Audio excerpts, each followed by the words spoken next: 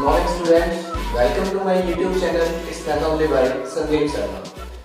देखिए, लास्ट की जो वीडियो थी हमने उसमें चैप्टर 3 को स्टार्ट किया था और चैप्टर 3 में हमने एक्सरसाइज 3.1 के कुछ क्वेश्चंस हमने पढ़े थे। उनमें से फर्स्ट क्वेश्चन जो था वो मैंने बोर्ड पे कराया था और आपको बताया था कि किस तरह से हम किसी प्रॉब्लम को अलजेब्रिकली और ज्योमेट्रिकली रिप्रेजेंट कर सकते हैं।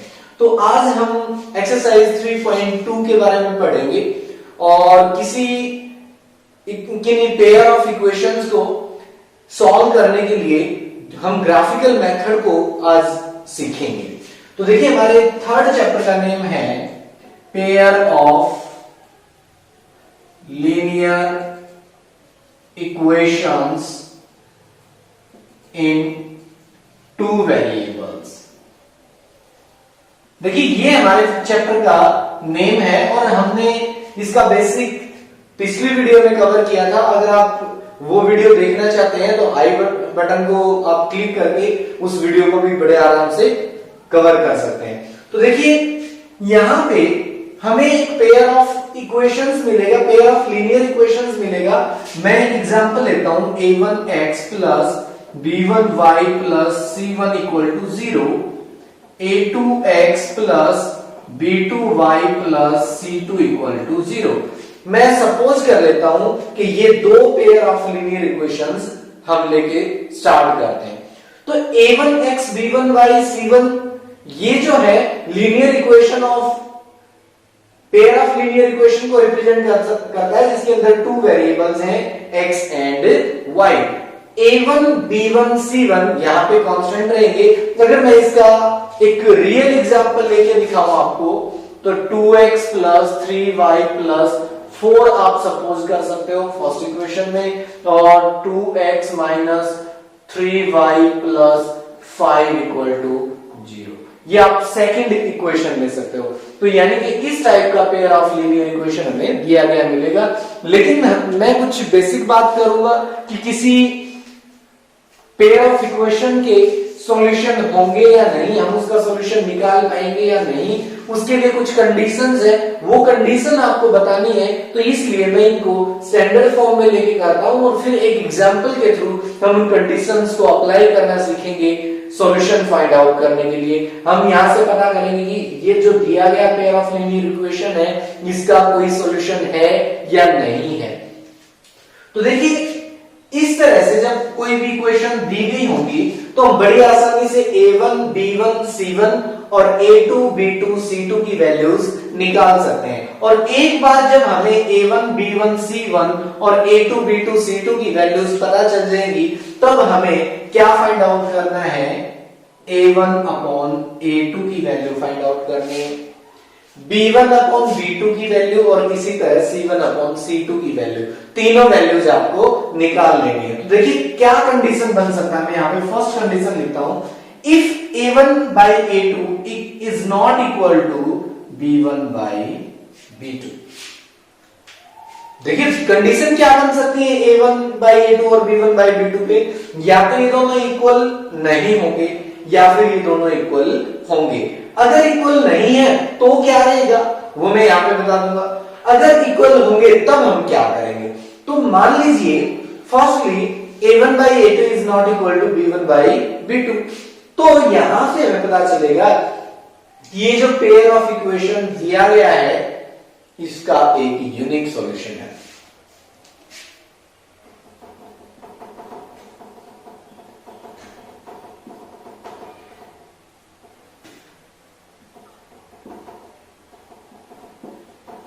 यहां पे हमें पता चलेगा कि इस पेयर ऑफ इक्वेशन का जो सॉल्यूशन रहेगा वो यूनिक सॉल्यूशन होगा।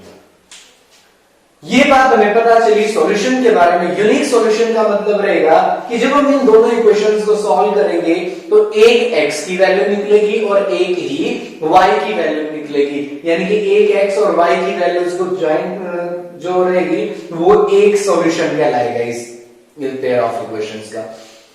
तो हमें पता चल गया सॉल्यूशन कितने होंगे। जो सॉल्यूशन होता है उससे हमें पता चलता है कि अगर किसी पेयर ऑफ इक्वेशन का केवल एक ही सॉल्यूशन है तो इसका मतलब जब हम दोनों लाइंस का ग्राफ ड्रॉ करेंगे तो वो दोनों लाइन एक दूसरे को एक पॉइंट पे इंटरसेक्ट करेगी। तो इनका जो ग्राफ आएगा वो ग्राफ रहेगा इंटरसेक्टिंग लाइन।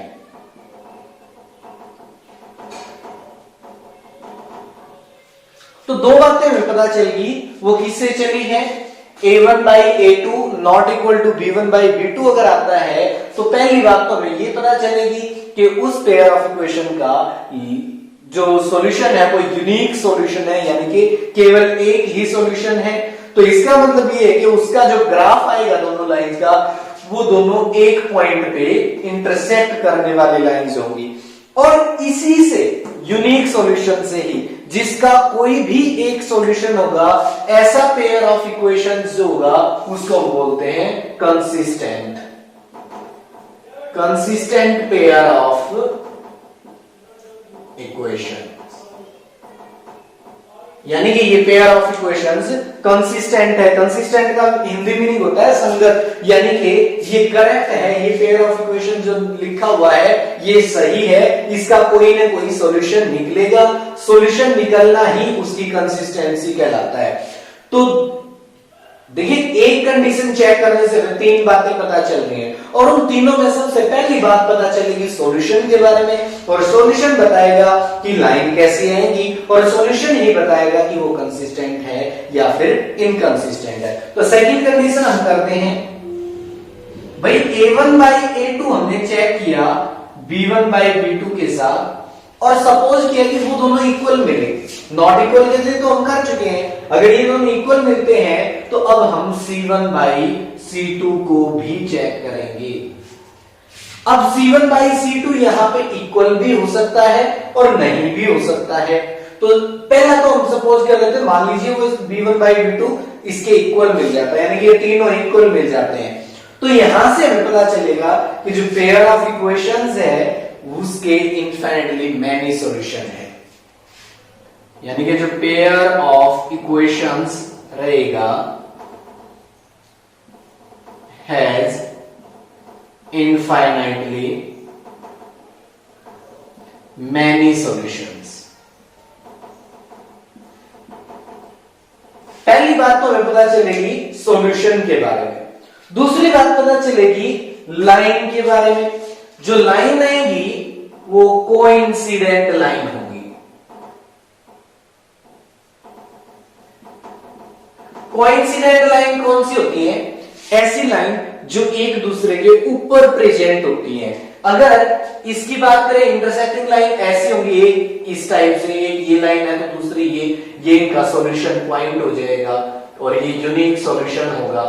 लेकिन कोइंसिडेंट लाइन अगर एक लाइन ये है तो दूसरी लाइन इसी के जस्ट अबव रहेगी, यानी कि उसके जो सॉल्यूशन होंगे दोनों लाइंस के वो कॉमन सॉल्यूशन होंगे। तो इस तरह से ऐसी लाइन कोइंसिडेंट लाइन कहलाएगी जिसमें a1 by a2, b1 by b2, c1 by c2 तीनों इक्वल होंगे।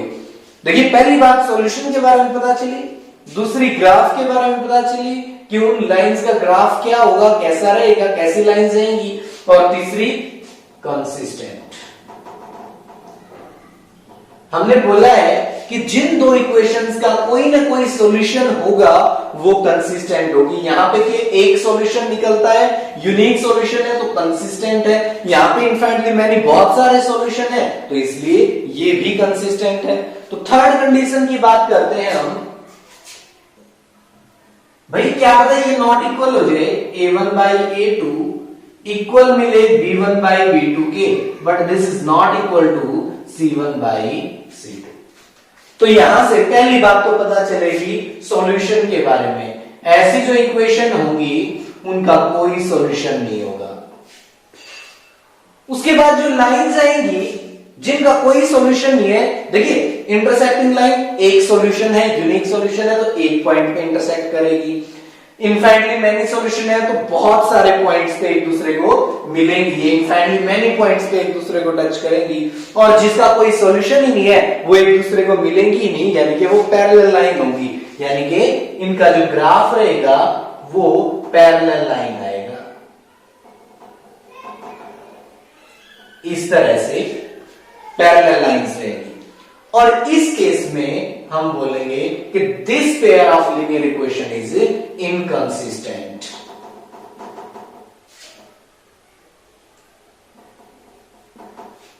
तो देखिए ये तीन कंडीशन बहुत ही इंपॉर्टेंट है। अगर हमने ये एक्सरसाइज सीखनी है, ग्राफिकल मेथड को सीखना है, तो देखिए हमें तीन तरह के क्वेश्चंस मिल सकते हैं। कोई भी पेयर ऑफ लीनियर इक्वेशन दे दिया जाएगा और उसमें आपसे ये पूछ सकता है कि इसके सॉल्यूशन कितने हैं, यानी कि ये बात पूछी हुई है। उसी में ये पूछ सकता है कि इन लाइंस का जो ग्राफ आएगा वो कैसा आएगा, वो यहां से आ जाएगा। अगर ये बोलता है कि कंसिस्टेंट है या इनकंसिस्टेंट तो वहां से, यानी कि कंडीशन ये तीन चेक करनी है हमें। इन तीन कंडीशन से तीन ही बातें हमें अलग अलग केस में पता चलेगी। तो देखिए यहां पे हमारे पास ये एक एग्जाम्पल लिखा हुआ है। मैं इस एग्जाम्पल को आपको समझाता हूं और इन तीनों चीजों के बारे में बताते हैं कि कौन सी कंडीशन को ये फॉलो करता है। तो सबसे पहले हमें करना है a1 की वैल्यू कितनी आई है, ये a1x पहली जो इक्वेशन है a1 b1 c1 की वैल्यू होंगी। अगर कुछ राइट हैंड साइड में बाई चांस, देखिए मैं इसको चेंज करता हूं थोड़ा सा, अगर इस तरफ मैं -5 लिख देता हूं या +5 लिख देता हूं तो क्या रहेगा, हमारी स्टैंडर्ड फॉर्म ये है, यानी कि राइट हैंड साइड में 0 बनाना है। तो इस इक्वेशन को दोबारा से हम रीराइट करके लिखेंगे 3y -5 = 0, यानी कि इस 5 को उस साइड लेके आएंगे। अब देखिए a1 की वैल्यू 2, यहां से y का जो कोएफिशिएंट रहेगा वो b1 की वैल्यू 3 और ये 4 जो है वो c1 की वैल्यू है। और यहां से a2 की वैल्यू आ जाएगी 2, b2 की वैल्यू निकल जाएगी यहां पे -3 और c2 की वैल्यू ये 5 उस साइड जाके माइनस का हो चुका है। तो a2, b2 और c2 की भी वैल्यू आ गई। तो अब देखिए कैसे चेक करेंगे हम। अब इसके नीचे सबसे पहले निकालते हैं a1/a2, मींस a1 की वैल्यू 2, b2 की वैल्यू 2, 2/2 1। फिर निकाल लेते हैं b1/b2, b1 की वैल्यू 3 और b2 की वैल्यू -3, 3 1 जा 3, तो ये -1 आ गया। उसके बाद हम निकालते हैं c1/c2, c1 की वैल्यू 4 अपॉन -5 मींस -4/5। अब देखिए a1/a2 1 के इक्वल है, b1/b2 -1 के इक्वल है। तो आप चेक कीजिए क्या a1/a2 और b1/b2 इक्वल है? नहीं है। तो हम यहां पे लिखेंगे a1/a2 is not equal to b1/b2। तो so given pair of linear equations has unique solution। देखिए ये बात तो हमें लिखनी है क्योंकि ये जो कंडीशन है ये उसके सॉल्यूशन के बारे में बताती है। अब अगर आपको बोलता है कि सॉल्यूशन नहीं पूछ सकता है, आपसे पूछा गया है कि ग्राफ बताइए कैसा आएगा, तो ग्राफ बताने के लिए भी आपको सॉल्यूशन तो बताना ही पड़ेगा, क्योंकि ग्राफ जो रहेगा इंटरसेक्टिंग लाइन है या कोइंसिडेंट लाइन है या पैरेलल लाइन है, वो भी इसके सॉल्यूशन से ही पता चलेगा। और कंसिस्टेंट या इनकंसिस्टेंट पूछ रखा है तो भी वो सॉल्यूशन से पता चलेगा। अब देखिए अगर आपको बोला गया कि ग्राफ बताइए इन जो पेयर ऑफ इक्वेशंस का ग्राफ कैसा आएगा, तो आपको पहले जो सॉल्यूशन के बारे में बताना था वो हम बता चुके। तो हम लिखेंगे सो graph of these lines, these equations will be intersecting lines। क्योंकि यूनिक सॉल्यूशन आया है तो इसलिए इन इक्वेशंस का जो ग्राफ होगा वो इंटरसेक्टिंग लाइन होगा। That's complete. अगर आपको बोलता कि बताइए कि ये दो पेयर ऑफ इक्वेशन कंसिस्टेंट है या इनकंसिस्टेंट है, तो उसके लिए आप लिखोगे given pair of equations has unique solution, so given pair of equations is consistent. बस ये दो कंडीशन आपको लिखनी है। फर्स्ट कंडीशन तो सॉल्यूशन के बारे में, ये चाहे पूछा गया हो या नहीं पूछा गया हो, इस टाइप का ये सॉल्यूशन आपको हर पार्ट में करना है। फिर जो भी पूछा गया है वो आपको ऐड ऑन करके लिख देना है उसी के अकॉर्डिंग। अगर यूनिक सॉल्यूशन है तो इंटरसेक्टिंग लाइन, कंसिस्टेंट। अगर इनफाइनाइटली मैनी सॉल्यूशन है तो इनफाइनाइटली मैनी सॉल्यूशन है, कंसिस्टेंट लाइन, कंसिस्टेंट। और उसके बाद अगर नो सॉल्यूशन है तो पैरेलल लाइन एंड इनकंसिस्टेंट। यहां पे आपको एक बात ध्यान रखनी है, ये कोइंसिडेंट लाइन है और ये कंसिस्टेंट है, इनमें कंफ्यूज नहीं होना है। कोइंसिडेंट लाइन होती है एक दूसरे के ऊपर लाई करने वाली लाइन, और कंसिस्टेंट का मीनिंग होता है जो पेयर ऑफ इक्वेशंस है वो संगत है या नहीं है। संगत होने का मतलब है कि उनका कोई सॉल्यूशन एग्जिस्ट करता है या नहीं करता है। तो देखिए यहां तक कि इस बेसिक में हम एक्सरसाइज 3.2 के फर्स्ट 4 क्वेश्चंस तक बड़े आसानी से कवर कर सकते हैं। मैं उसके बाद आपको एक क्वेश्चन और बता रहा हूं जिसके अंदर मैं ग्राफिकल मेथड से इक्वेशंस को सॉल्व करना सिखाऊंगा। अगर आप इस क्वेश्चन के बेस पे एक्सरसाइज का सेकंड, थर्ड और फोर्थ क्वेश्चन ट्राई करके देखना चाहें तो बड़ी आसानी से इनको कर सकते हैं। पूरी एक्सरसाइज के अंदर यही मेथड लगना है। आपको a1 by a2, b1 by b2, c1 by c2 की वैल्यूज निकालनी है, कंपेयर करके चेक करना है। उसके बाद जो क्वेश्चन नंबर 5 आता है उसमें ग्राफिकल मेथड आता है कि ये जो सॉल्यूशन आया है अब इसका ग्राफ भी बना के दिखाइए। हमने यहाँ पे बता तो दिया कि ये जो लाइन आएंगी इनका जो ग्राफ होगा वो इंटरसेक्टिंग लाइन आएंगी। अब ग्राफ बनाइए, लाइंस को दिखाइए ग्राफ पे कि वो इंटरसेक्ट करती हैं और जिस पॉइंट पे इंटरसेक्ट करती हैं वो उसका सॉल्यूशन होगा, और उस सॉल्यूशन को फाइंड कैसे करना है हमें एक एग्जांपल करते हैं, क्वेश्चन करके उसको कंप्लीट करते हैं।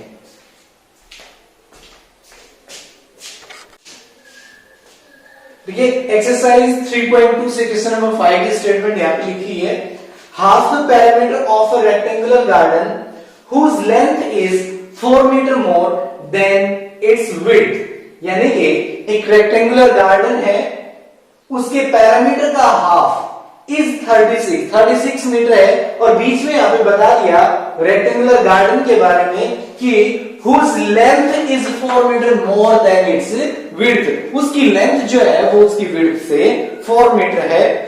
तो अब हमें करना क्या है, find the dimensions of the garden. हमें उस गार्डन की डायमेंशंस मतलब उसकी साइड्स, उसकी विमाएं निकालनी है कि उसकी साइड से लेंथ और ब्रेड्थ कितनी कितनी है। तो देखिए एक्सरसाइज 3.1 में हमने इस टाइप के कुछ क्वेश्चंस करे थे। उनके अंदर इन वर्ड्स प्रॉब्लम को पहले हमने अलजेब्रिकली रिप्रेजेंट करना सीखा था और फिर ग्राफिकली रिप्रेजेंट करना सीखा था।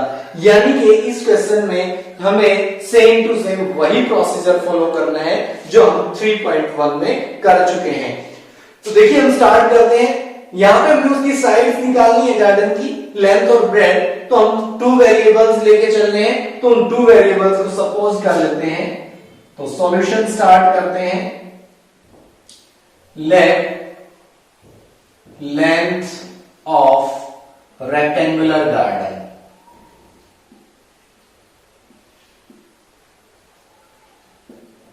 x metre.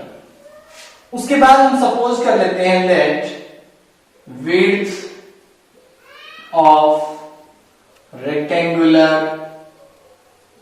garden that y metre.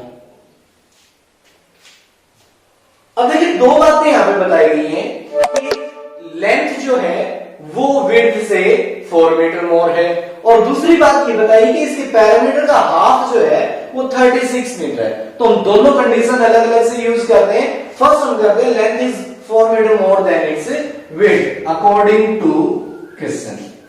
Length is 4 meter more than width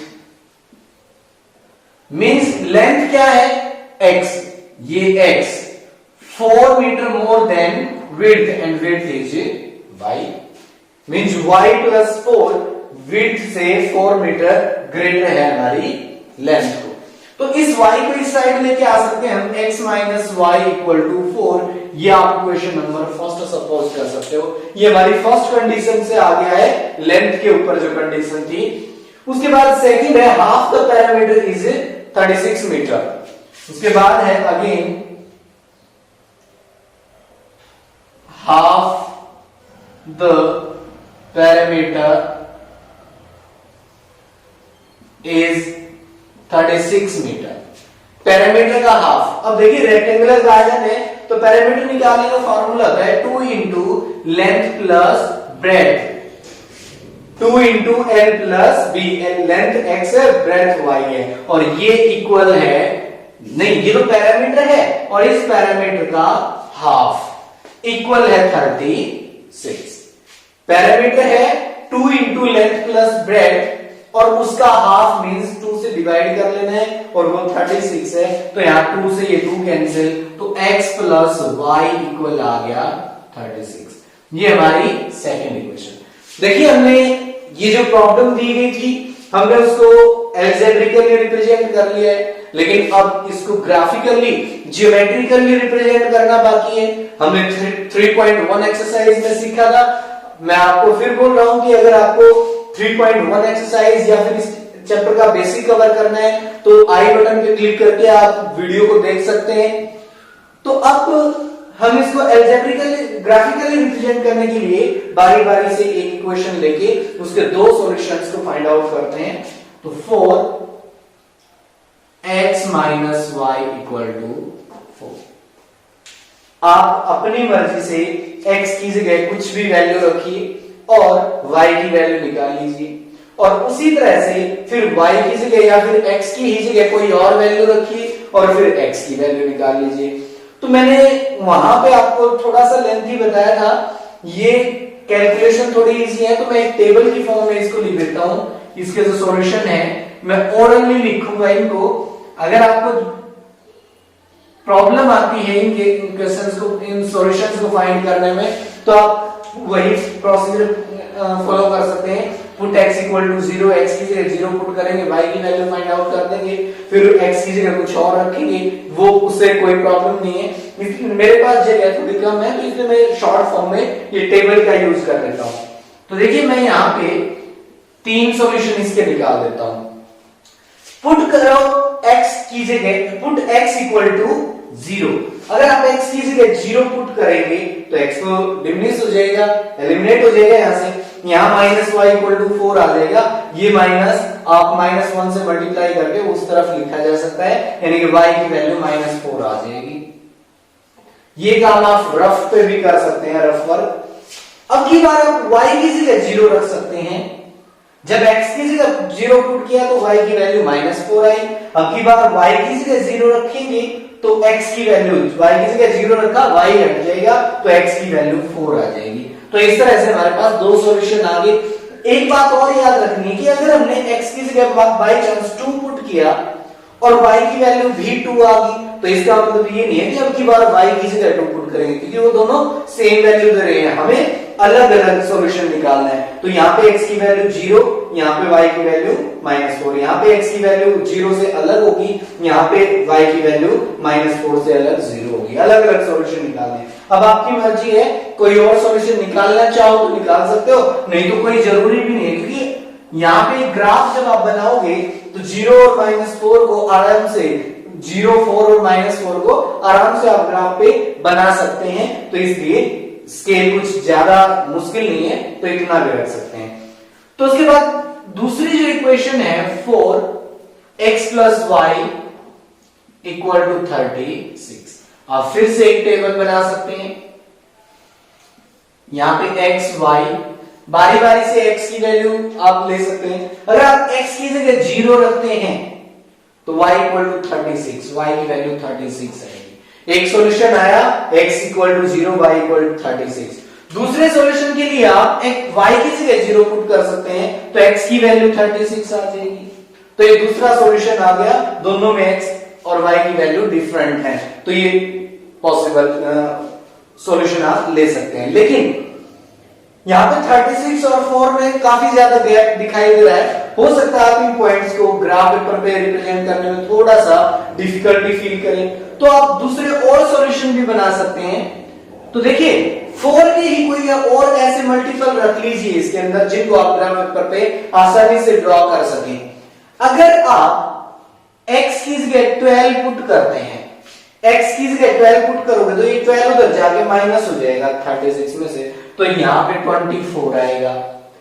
अगर आप y की जगह 12 रखते हैं तो x की वैल्यू 24 आएगी। तो आप ये 36 की बजाय आप ये वाले सॉल्यूशन भी ले सकते हो, क्योंकि 4 का गैप लेने में इसमें तो 9 यूनिट तक जाना पड़ेगा और इन सॉल्यूशन में 6 यूनिट तक जाना पड़ेगा। तो देखिए आपकी मर्जी है, कोई भी सॉल्यूशन लेके, मैं दोनों ही सॉल्यूशन लेके इसका ग्राफ बना के आपको दिखाता हूं। तो अब ग्राफिकली रिप्रेजेंट करने के लिए हमने एक वर्टिकल एक्सिस और एक हॉरिजॉन्टल एक्सिस, ये x एक्सिस रहेगा और ये y एक्सिस। तो देखिए x की वैल्यू जो है वो 0 से स्टार्ट हो गई मैक्सिमम। अगर आप ये लेते हो तो 24 तक गई है, ये लेते हैं तो 36, मैं 36 लेके ही कर देता हूं। तो आप 4 का गैप ले लें, 4 इतना है, ये 8, ये 12, 16, 20, 24, 28, 32, 36। माइनस में x तो नेगेटिव गया नहीं है, लेकिन y की वैल्यू -4 तक गई है, तो नेगेटिव में भी 1-2 यूनिट तक शो कर सकते हैं। -4, -8, -12, यहां पे फिर -4, -8, -12 और y की वैल्यू फिर से 36 तक गई है, तो y एक्सिस पे रिप्रेजेंट करते हैं 4, 8, 12, 16, 20, 24, 28, 32, 36। ये y एक्सिस है और ये हमारा x एक्सिस है। एक बात ध्यान रखनी है कि ये जो गैप आप लेते हो ये बिल्कुल इक्वल स्पेस के साथ होना चाहिए। ऐसा नहीं कि आप इसको मिसमैच कर देंगे। अगर स्पेस इसके बीच का गैप अलग अलग होता है और स्केल आपका उतने ही गैप के साथ लिखा हुआ है तो वो रॉन्ग स्केल रहेगा। तो ये हमने ग्राफ बना लिया है यहाँ पे। अब रिप्रेजेंट करते हैं फर्स्ट इक्वेशन को। फर्स्ट इक्वेशन का फर्स्ट सॉल्यूशन है x की वैल्यू 0, y की -4। x की वैल्यू 0, पूरे y एक्सिस पे x की वैल्यू 0 होती है, y की वैल्यू -4। यहां पे x की वैल्यू 0, y की -4, तो ये पॉइंट आ जाएगा यहां पे। उसके बाद दूसरा सॉल्यूशन है x की वैल्यू 4, y की वैल्यू 0। x की वैल्यू 4 ऐसे x एक्सिस पे देखेंगे हम, और y की वैल्यू 0 x एक्सिस पे ही होती है, तो इसीलिए 4 0 पॉइंट आ जाएगा ये वाला। x की वैल्यू 4, y की 0 इस पॉइंट पे। अब इन दोनों पॉइंट्स को ज्वाइन कर देंगे हम स्केल की हेल्प से, लेकिन मेरे पास स्केल नहीं है तो हो सकता है माइनर मिस्टेक हो जाए, हो सकता है इतना स्ट्रेट ना ड्रा कर पाए हम। ये जो हमारा सॉल्यूशन आया है, ये जो ग्राफ आया है, ये आया है x minus y equal to 4 का। अब दूसरा जो ग्राफ है वो है x plus y equal to 36। तो देखिए हम पहले ये सॉल्यूशन लेते हैं, x 0 y 36। x की वैल्यू 0 यहां पे होती है, 0 से स्टार्ट करेंगे और y की वैल्यू 36 पे आ जाएंगे यहां पे। दूसरा पॉइंट है x की वैल्यू 36, y की वैल्यू 0। यहां ओरिजिन पे x और y 0 है, यानी कि y की वैल्यू 0 पे तो है हम, अब x की वैल्यू 36 पे आगे ये वाला पॉइंट। अब इन दोनों पॉइंट्स को हम ज्वाइन करते हैं, तो देखिए ये इन दोनों का ग्राफ बन गया है। और देखिए ग्राफ जो आया है वो दोनों लाइन एक दूसरे को एक पॉइंट पे इंटरसेक्ट कर रही है, और वो पॉइंट हमारा ये पॉइंट है, मींस ये इन दोनों का सॉल्यूशन पॉइंट है। अब ये सॉल्यूशन पॉइंट है तो सॉल्यूशन कैसे निकालेंगे? तो जो x एक्सिस है वहां से x की वैल्यू हम ढूंढेंगे यहां पे, और y एक्सिस से y की वैल्यू हमें ढूंढनी है ये। थोड़ा बहुत माइनर गैप आ सकता है यहां पे, लेकिन फिर भी आप जब ग्राफ पेपर पे इसको बनाएंगे और परफेक्ट स्केल का यूज करेंगे तो आपका सॉल्यूशन बिल्कुल एग्जैक्ट आएगा। तो यहां पे देखिए इस पॉइंट पे x की वैल्यू 20 है और y की वैल्यू 16 है, और x क्या था? लेंथ ऑफ रेक्टेंगुलर गार्डन और y जो था वो विड्थ ऑफ रेक्टेंगुलर गार्डन। तो इस तरह से हमारे पास जो सॉल्यूशन है वो आ चुका है। सॉल्यूशन लिखेंगे so length of rectangular garden equals to length equal to 20 meter and width of rectangular garden 16 meter. ये कंप्लीट होता है सॉल्यूशन हमारा।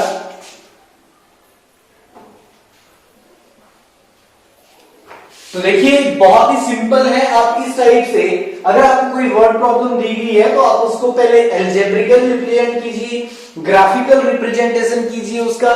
ग्राफिकल रिप्रेजेंटेशन पे अगर वो इंटरसेक्टिंग लाइन है तो सॉल्यूशन निकालने के लिए एक्स और वाई स्केल से आप सॉल्यूशन को पढ़ सकते हैं और उस सॉल्यूशन को निकाल सकते हैं। इसको रिप्रेजेंट करने के लिए एक्स और वाई की वैल्यू को तो इस पॉइंट के कोऑर्डिनेट्स की फॉर्म में पहले x की वैल्यू लिखी जाती है फिर y की वैल्यू लिखी जाती है। तो इस तरह से आप कोऑर्डिनेट की फॉर्म में इस पॉइंट को शो कर सकते हैं। और देखिए जैसा कि हमने बताया है कि ये दो पॉइंट्स भी लेके आप इसको सॉल्व कर सकते थे। देखिए अगर आप 12 x की वैल्यू 12 और y की 24 लेते हैं, x की वैल्यू 12 और y की वैल्यू 24, यानी कि यहां पे ये जो पॉइंट होगा 12 24 वो भी सेम उसी लाइन को रिप्रेजेंट करेगा। फिर आप x की वैल्यू 24, y की वैल्यू 12, x की वैल्यू 24 और y की वैल्यू 12 यहां पे बिल्कुल उसी पॉइंट को रिप्रेजेंट करेंगे 24 12। जब आप इन दोनों पॉइंट्स को ज्वाइन करते हुए इसका ग्राफ खींचते तो भी यही लाइन आती। उसके लिए आपको ये वाले स्केल चूज करने की जरूरत नहीं थी। आप इतना 24 तक की ही वैल्यू से आप हमारा काम चल सकता था। तो इस तरह से ये क्वेश्चन अब कंप्लीट होता है हमारा। x और y की वैल्यू जा चुकी है, यानी कि x और y जो थी वो हमारी रेक्टेंगुलर गार्डन की लेंथ और ब्रेड्थ थी, वो हमने निकाल लिए हैं। आज की वीडियो में इतना ही। नेक्स्ट वीडियो के लिए हमारे चैनल को लाइक शेयर और सब्सक्राइब कीजिए और बेल आइकन को प्रेस कर दीजिए ताकि आपको नोटिफिकेशन जब भी हम कोई नई वीडियो रिलीज करते हैं तो उसके नोटिफिकेशन आपको मिल सके। तब तक के लिए थैंक यू।